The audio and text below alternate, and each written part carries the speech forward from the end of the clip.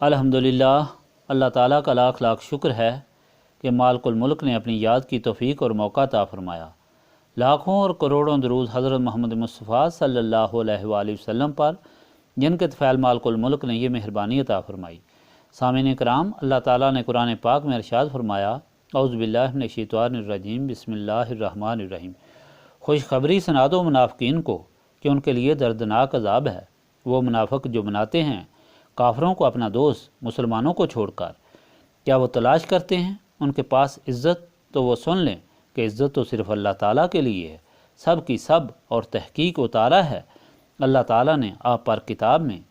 یہ کہ جب تم سنو اللہ تعالیٰ کی یہ آیات کو کہ انکار کیا جا رہا ہے اور مذاق کیا جا رہا ہے، تو مت بیٹھو ان کفر اور مذاق کرنے والوں کے ساتھ یہاں تک کہ وہ مشغول ہو جائیں دوسری باتوں میں، ورنہ تم بھی ان کی طرح ان میں شامل ہوگے۔ بے شک اللہ تعالیٰ اکٹھا کرنے والا ہے سب منافقین اور سب کفار کو جہنم میں، وہ جو انتظار کر رہے ہیں آپ کا۔ تو اگر ہو جائے آپ کو فتح اللہ تعالیٰ کی طرف سے تو کہتے ہیں کہ ہم بھی نہیں تھے آپ کے ساتھ، اور اگر ہو کافروں کے لیے کچھ حصہ تو کہتے ہیں کہ غالب نہیں آ گئے تھے ہم تم پر، اور کیا نہیں بچایا تھا ہم نے تم کو مومنین سے؟ پس اے منافقو، اللہ تعالیٰ قیامت کے دن تمہارے درمیان فیصلہ کرے گا، اور اللہ تعالیٰ ہرگز کفار کو مومنین پر غالب نہیں کرے گا۔ پچھلی مرتبہ کے فرمان الہی میں جس میں 3 حکم تھے، پہلا حکم اللہ تعالیٰ کے لیے سچی گواہی دینا،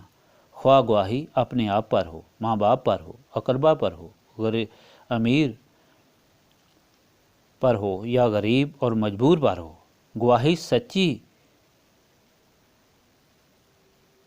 دین کو بچاتی ہے۔ سچی گواہی اچھے اور خوشحال معاشرے کی ضامن ہے۔ دوسرا حکم یہ تھا کہ منافقین، یہود اور نصارہ کی طرح ایمان نہ رکھو کہ کسی پر ایمان اور کسی سے بغض، بلکہ اللہ تعالیٰ پر اور اس کے سارے رسولوں پر، سارے ملائک پر، ساری کتب سماوی پر اور پھر آخرت پر، یہی مکمل ایمان ہے۔ تیسرا حکم یہ تھا کہ منافقین کی طرح ڈاما ڈول مت رہو کہ اچھائی دیکھو تو مسلمان ہو جاؤ اور تکلیف دیکھو تو کافر، پھر اسلام میں فائدہ دیکھا تو پھر مسلمان، کچھ نقصان دیکھا تو پھر کافر۔ اللہ تعالیٰ فرماتا ہے کہ ایسے لوگ یہ خیال نہ کریں کہ وہ آخر میں توبہ کر لیں گے۔ ایسے لوگوں کو اللہ تعالیٰ نہ معاف فرماتا ہے اور نہ سیدھا راستہ دکھاتا ہے، بلکہ اپنے کفر، بغاوت اور منافقت میں بھٹکنے دیتا ہے تاکہ انہیں سخت عذاب دیا جائے۔ احکام الہی پر وہی آدمی پوری طرح عمل کر سکتا ہے جسے نسبت رسولی صلی اللہ علیہ وآلہ وسلم حاصل ہو، اور اس نسبت کی بدولت اس کے دل و دماغ روشن ہو، اور اس کے نزدیک اللہ تعالیٰ اور اس کے رسول صلی اللہ علیہ وآلہ وسلم کے حکم کی قیمت ہو، دنیا سے نفرت ہو اور اس کی قیمت معلوم ہو کہ فانی ہے اور شیطان اسے گمراہ کرنے کے لیے استعمال کرتا ہے۔ اس لیے ان شیطان کے فریبوں سے بچنے کے لیے نسبت رسولی صلی اللہ علیہ وآلہ وسلم ضروری ہے۔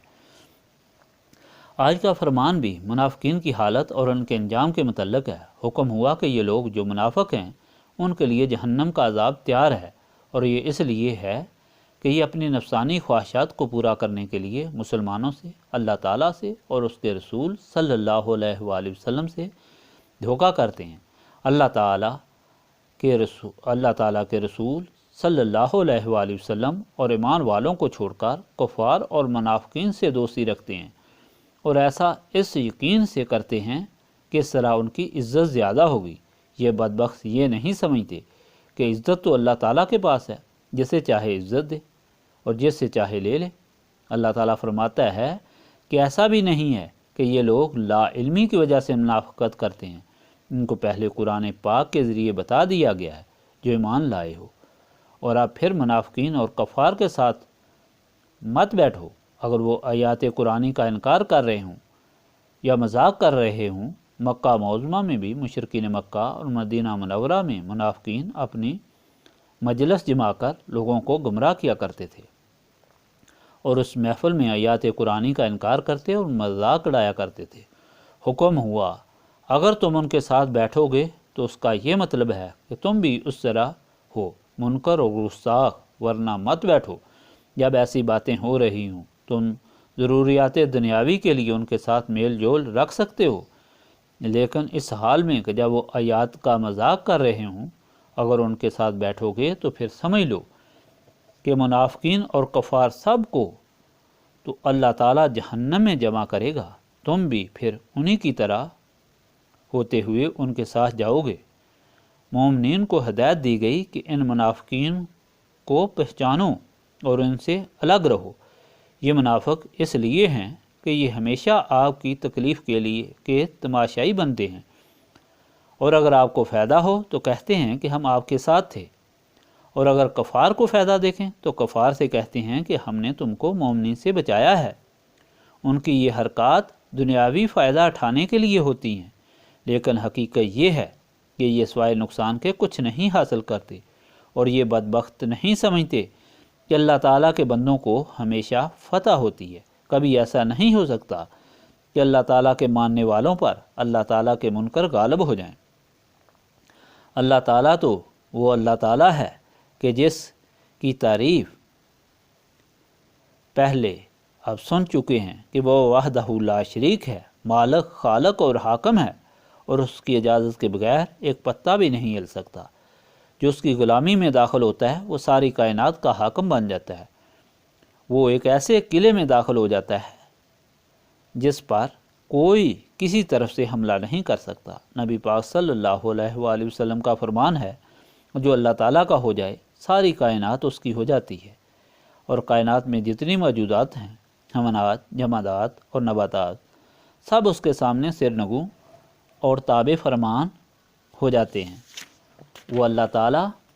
کا ہوتا ہے اور ساری کائنات اس کی ہو جاتی ہے، لیکن یہ شان اور یہ ایمان انہی کے نصیب میں آتا ہے جن کو نسبت رسولی صلی اللہ علیہ وآلہ وسلم حاصل ہوتی ہے، کیونکہ نسبت رسولی صلی اللہ علیہ وآلہ وسلم سے دل و دماغ منور ہو جاتے ہیں کہ وہ ساری نفسانی خواہشات جو انسان کو گمراہ کرتی ہیں اور جن کے ذریعے شیطان انسان کو اللہ تعالیٰ سے دور کرتا ہے، ان سے نسبت رسولی صلی اللہ علیہ وآلہ وسلم رکھنے والوں کو نفرت ہو جاتی ہے، اور ان کے سامنے ان چیزوں کی کوئی قیمت نہیں رہتی۔ نبی پاک صلی اللہ علیہ وآلہ وسلم کے غلاموں کی تاریخ اس حقیقت کی گواہ ہے کہ خوش نصیبوں نے جان، مال، ماں باپ اور اولاد کی قربانی دے کر اپنے ایمان کی حفاظت کی، اور اللہ تعالیٰ اور اس کے رسول صلی اللہ علیہ وآلہ وسلم کی اطاعت اور رضا حاصل کی۔ اس لیے یہاں نسبت رسولی صلی اللہ علیہ وآلہ وسلم حاصل کرنے کی تاکید کی جاتی ہے، اور نسبت رسولی صلی اللہ علیہ وآلہ وسلم کو حاصل کرنے کے لیے سینوں کی صفائی کی ضرورت ہوتی ہے، جو یاد الہی سے سینے صاف ہوتے ہیں۔ استغفر اللہ العظیم الذی لا الہ الا هو الحی القیوم واتوب الیہ۔ استغفر اللہ العظیم الذی لا الہ الا هو الحی القیوم واتوب الیہ۔ استغفر اللہ العظیم الذی لا الہ الا هو الحی القیوم